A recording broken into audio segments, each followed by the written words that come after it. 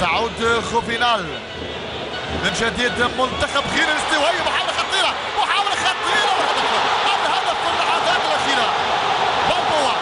بالبوا يسجل في آخر لحظات.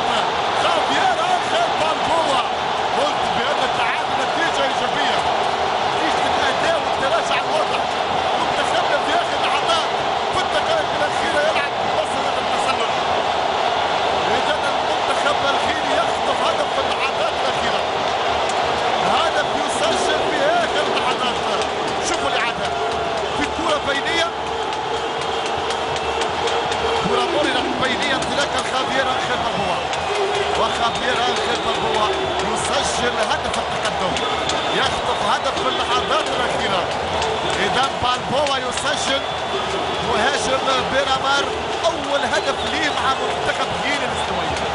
أول هدف لهذا اللاعب هو ابن العاصمة مدريد، اللاعب اللي لعب مع ريال مدريد، اللاعب اللي أشاد به فابيو كابيلو مع الريال، لكن مع شوستر لم يجد نفسه. اللاعب اللي يلعب مع بيرامار، اللاعب اللي دفع